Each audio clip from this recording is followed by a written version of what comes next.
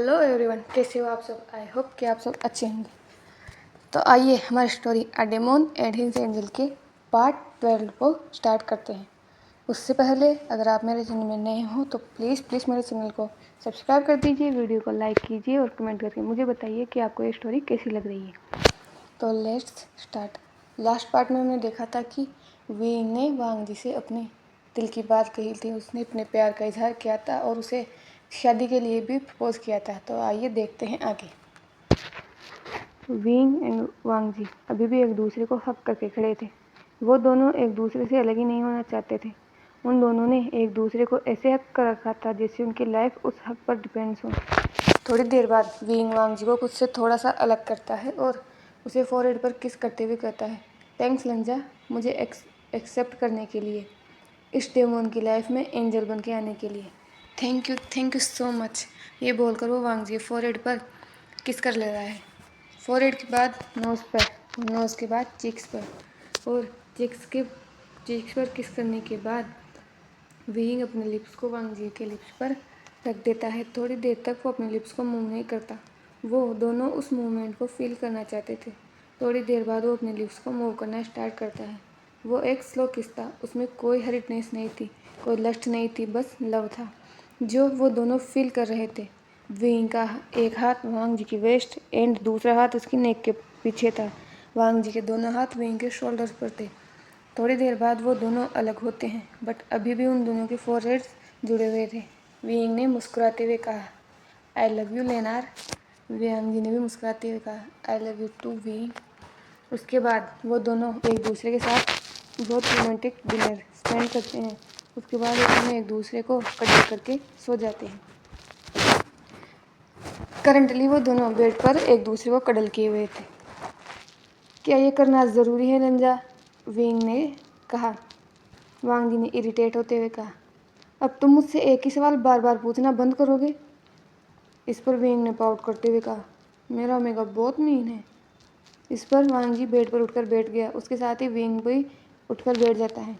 वांग जी wing के face को अपने दोनों हाथों में कप करते हुए कहता है, एक हफ्ते की ही तो बात है विंग। तभी विंग अपनी आंखों को बहुत बड़ा करते हुए कहता है, सिर्फ एक हफ्ता? तुम्हारे लिए सिर्फ एक हफ्ता? लंजा, एक हफ्ते में पूरे 7 दिन होते हैं। मैं 7 दिन तुमसे कैसे दूर रहूँगा। वांग जी जो अब खड़ा हो चुका था, वो विंग को ऐसे देख रहा था। अगर वांग जी के पास आंखों से ही किसी को मारने की पावर होती तो कल से विंग पता नहीं कितनी बार मर चुका होता। वांग जी कल से इस जायंट बेबी से इरिटेट हो चुका है। जब से 2 दिन पहले विंग ने वांग जी को प्रपोज किया था, तब से वो उससे ग्लू की तरह ही चिपक चुका था। वांग जी अब ठीक हो गया है तो वो ब्रूल माउंट्स में इधर उधर घूमता रहता है, उसको एक्सप्लोर करता रहता है। उसमें भी विंग हमेशा उसके साथ रहता है। ऐसा नहीं है कि वांग जी को ये सब अच्छा नहीं लगता, उसे भी अच्छा लगता है जब विंग की पूरी अटेंशन उस पर रहती है। अगर वांग जी को छींक भी आ जाए तो विंग इतना वर्ल्ड हो जाता है जैसे उससे कोई बीमारी हो गई हो। और इन्हीं सब के बीच विंग अब उन दोनों की वेडिंग प्लान करने की सोच रहा था। चिरेन को जब इस बात का पता चला तो उसने कल रात डिनर में सबके सामने कहा कि वो वांग जी को गुस्से ले जाना चाहता है। इसका पेट्रियार्क ने तुरंत अपोज किया, लेकिन चिरेन ने कहा कि वो चाहता है कि वांग जी की शादी गुस्सू से हो। आखिर गुस्सू वांग जी का घर है और चिरेन को अच्छा लगेगा कि अगर वांग जी वहाँ से विदा हो। इस पर विंग पहले थोड़ा सा तो नाराज़ हुआ था, पर उसने हाँ कर दिया। लेकिन वो हाँ सिर्फ चिरेन के सामने ही थी। और कल से विंग वांग जी को परेशान कर रहा है बस एक ही सवाल पूछ के कि लंजा जाना ज़रूरी है। तुम अपने कल से बात कर लो ना। आई प्रोमिस मैं पूरे लेन क्लेन को यहाँ बुला लूँगा, मुझे कोई प्रॉब्लम नहीं है किसी से। वांग जी थोड़ी देर तक विंग को घूरने के बाद डीप ब्रीथ लेता है और विंग को फोरहेड पर किस करते हुए कहता है, आई नो तुम परेशान हो। जितना तुम मुझे मिस करोगे उतना ही मैं भी तुम्हें मिस करूँगा।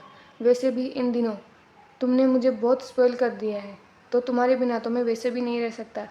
लेकिन अल्फ़ा, मेरे अंकल की भी कुछ इच्छाएं हैं, कुछ ड्रीम्स हैं मेरी शादी को लेकर, तो हम उनकी फीलिंग्स को डिसरिस्पेक्ट नहीं कर सकते, है ना। विंग ने बस नोट किया और अगले ही पल उसने वांग जी की वेस्ट में अपना हाथ डाला और उसे पास की वॉल पर पिन कर दिया और अग्रेसिवली उसे किस करने लगता है। वांग जी भी विंग को नहीं रोकता और वो भी उसे किस रिटर्न करने लगता है। थोड़ी देर बाद विंग वांग जी के लिप्स को छोड़ता है और उसके ईयर के पास जाकर हस्कीली बोलता है, बस 1 हफ्ता लेनार, उसके बाद तुम मुझे छोड़कर कहीं नहीं जा सकोगे। आई स्वेयर, हमारी वेडिंग नाइट से लेकर 1 हफ्ते में तुम्हें हमारे रूम से बाहर नहीं निकलने दूंगा, और ये तुम्हारी पनिशमेंट होगी मुझे छोड़कर जाने की। ये बोलते टाइम विंग की आवाज़ बहुत ही डीप थी। विंग की बातें सुनकर वांग जी की पूरी बॉडी शिवर कर गई। उसने विंग को पुश करते हुए कहा, शेमलेस। ये बोलकर वो आगे बढ़ा ही था कि विंग उसे बेखक कर लेता है और अपने सिर को उसकी नेक में छुपाते हुए कहता है, तुमने अभी नहीं देखा है कि तुम्हारा हस्बैंड कितना शेमलेस हो सकता है। यह बोलकर वो वांग जी की नेक पर किस कर लेता है। थोड़ी देर तक उस रूम में साइलेंस हो जाता है। वो दोनों ही सामने की तरफ देख रहे थे, जहाँ खिड़की से उन्हें सन धीरे धीरे सेट होता दिखाई दे रहा था। वांग जी ने साइलेंस को ब्रेक करते हुए कहा, विंग। विंग ने कहा। वांग जी ने खुद को विंग की बाहों में ही टर्न करते हुए कहा, मुझे हमारी वेडिंग के दिन एक गिफ्ट चाहिए। इस पर विंग ने कंफ्यूज होते हुए कहा, गिफ्ट? तुम्हें क्या गिफ्ट चाहिए? वांग जी ने कहा, पहले प्रॉमिस करो कि तुम मुझे मना नहीं करोगे। इस पर विंग ने थोड़ी देर वांग जी की आंखों में देखा और मुस्कुराते हुए कहा, तुम्हारे लिए तो जान भी हाजिर है लेनार, बताओ तुम्हें क्या चाहिए। वांग जी ने विंग की तरफ देखते हुए कहा, मैं आईवान को अडॉप्ट करना चाहता हूँ। इस पर विंग एक पल के लिए तो सरप्राइज हो जाता है। फिर वो कहता है, आर यू श्योर लंजा? आई मीन, बाद में अगर तुम्हें रिग्रेट हो, मेरा मतलब अगर किसी दिन हम दोनों का बेबी हो तो तुम युआन को इग्नोर। वांग जी विंग को कट करते हुए कहता है, तुम्हें मैं ऐसा लगता हूँ?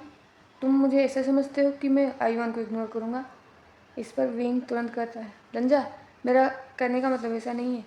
मेरा कहने का मतलब है, उस बच्चे ने छोटी सी उम्र में ही बहुत कुछ सहा है। उसने बहुत कम उम्र में ही अपने पेरेंट्स को खो दिया है, और अगर हमने भी उसे इग्नोर किया तो उस नन्हे बच्चे के दिल पर गलत असर पड़ेगा। वांग जी विंग की तरफ देखता है और कहता है, मैं तुम्हारी वरीडनेस समझ रहा हूँ। मुझे भी यही चिंता है। मैंने युआन की आंखों में वो दर्द देखा है जब वो यहाँ किसी भी पेरेंट्स को अपने बच्चों के साथ खेलते देखता है, अपने पेरेंट्स को अपने बच्चों से प्यार करते देखता है, तो उसे भी इसकी इच्छा होती है, बट वो किसी से कुछ भी नहीं करता। मैं नहीं चाहता कि वो इस उम्र में ही इतना मैच्योर हो जाए। मैं नहीं चाहता कि उसकी ये मासूमियत अभी से ही खो जाए। पेरेंट्स को खोने का दुख क्या होता है, ये हम दोनों से बेहतर कोई नहीं समझेगा विंग। मेरे पास तो फिर भी मेरे अंकल और ब्रदर थे, पर तुम्हारे पास कोई नहीं था। इसलिए मैं नहीं चाहता कि युआन के साथ भी ऐसा ही हो। और अगर तुम्हें ये लगता है कि अगर हमारा चाइल्ड आने के बाद मैं उसे इग्नोर करूँगा तो हम अपना चाइल्ड करेंगे ही नहीं। हमारा बस एक ही बच्चा होगा और वो वी आईवान होगा। इस पर विंग की आंखें नम हो जाती है। उसने विंग के चेहरे पर एक प्राउड लुक आ जाता है। उसने वांग जी के फॉरहेड पर किस करते हुए कहा, I am proud of you Hung Wang Jun. मैं बहुत लकी हूँ कि मैं तुमसे प्यार करता हूँ। मेरा हस्बैंड बहुत ग्रेट है। और अब वांग जी ब्लू माउंट को छोड़कर जा चुका था। उसे लगभग 1 हफ्ता हो चुका था। ये 1 हफ्ता उन लोगों के लिए तो बहुत ही जल्दी निकल गया जो वेडिंग अरेंजमेंट कर रहे थे, लेकिन हमारे दोनों लव बर्ड्स के लिए ये 1 हफ्ता बहुत मुश्किल से कटा था। इस 1 हफ्ते को ये 1 हफ्ता उन्हें ऐसा लगा जैसा 1 साल वो एक दूसरे से दूर रहे हों। और फाइनली आज वो दिन था जिसका हमारे वांगशान कब से वेट कर रहे थे। आज पूरा गुसु बिल्कुल किसी दुल्हन की तरह रेड थीम में सजा हुआ था। वो गुसु जो हमेशा शांति एंड डिसिप्लिन में रहना सिखाता है, वही गुसु आज उनके सेकंड यंग ओमेगा मास्टर की वेडिंग की खुशी में प्यार के रंग से रंगा हुआ था। वहाँ पर हर तरफ आवाज़ें आ रही थी, डिसिपल्स दौड़ रहे थे, हंस रहे थे। गुसु के सभी लोगों ने एक्सपेंसिव क्लॉथ्स पहने के थे। गुसु के मेन एंट्रेंस से वेडिंग हॉल तक ग्रूम के लिए रेड कारपेट बिछाया गया था। वहीं एक रूम में हमारा सेकंड जेड सुर्ख लाल रोज में मिरर के सामने खड़ा था। उसको तैयार कर दिया गया था। गुसु का ये ओमेगा जो हमेशा वाइट रोज में दिखाई देता है, वो आज रेड रोज में बिल्कुल हेवन से उतरे एंजल की तरह ही लग रहा था। वांग जी इस कल्टीवेशन वर्ड का सबसे ब्यूटीफुल ओमेगा है, लेकिन ये रोड्रोब्स उसकी खूबसूरती को और ज़्यादा निखार रहे हैं। तभी पीछे से शिचेन आते हुए कहता है, तुम बहुत ब्यूटीफुल लग रहे हो डीडी। इस पर वांग जी के फेस पर ब्लश आ जाता है। तभी एक डिसिपल जिंक्शन में आते हुए कहता है, ग्रुप प्रमुख, सेकंड यंग मास्टर को हॉर्न में बुलाने को कहा गया है। ग्रूम की साइड वाले आ चुके हैं और यीलिंग पेट्रियार्क यंग मास्टर का वेट कर रहा है।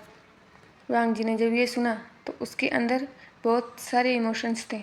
वो एक्साइटेड था, वो नर्वस था, वो हैप्पी था, वो इमोशनल था। वो अपने ही इमोशंस से लड़ रहा था। शिचेन ने ये नोटिस किया। उसने वांग जी के हाथ को पकड़ते हुए कहा, सब ठीक है। इसके बाद वो वांग जी के फेस पर एक थिन वेल डालते हैं और हॉल की तरफ चलने लगते हैं। वहीं दूसरी तरफ नर्वस तो कोई और भी था, और वो और कोई नहीं, ऑफ कोर्स हमारा विंग था। वो बस एंट्रेंस की तरफ ही देखे जा रहा था और अपनी लव ऑफ लाइफ का वेट कर रहा था। और फाइनली उसका वेट एंड हो गया। सामने से शिचेन का हाथ पकड़े हुए उसकी ब्राइड आ रही थी। वो वांग जी को देखने में इतना बिजी हो गया, उसे रियलाइज ही नहीं हुआ कि वांग जी कब उसके पास आ गया। शिचेन ने वांग जी के हाथ को विंग के हाथ में देते हुए कहा, मेरे डीडी का ख्याल रखना पेट्रियार्क। विंग ने कहा, मैं अपनी जान देकर भी अपने ओमेगा को प्रोटेक्ट करूंगा जीवुजुन।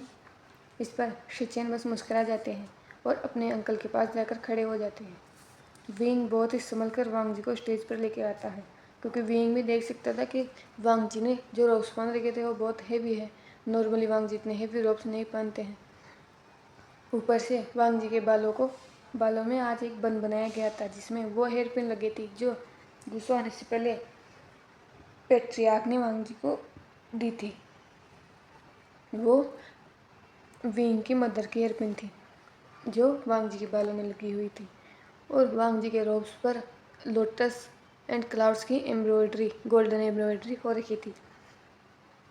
वांग जी अपनी वेल की वजह से विंग को ठीक से तो नहीं देख पा रहा था, बट वो यकीन के साथ कह सकता है कि उसका अल्फा बहुत ही ज़्यादा हैंडसम लग रहा होगा।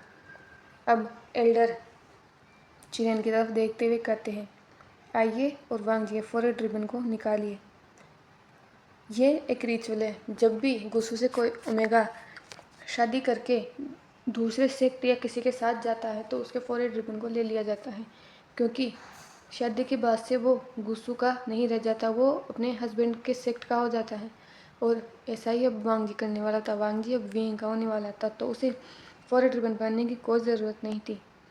इस पर चिरेन ने शिचेन की तरफ देखा और कहा कि शिचेन, जाओ और वांग जी का फॉरहेड रिबन निकालो, क्योंकि फॉरहेड रिबन को केवल शादी के दिन पेरेंट्स ही निकाल सकते हैं।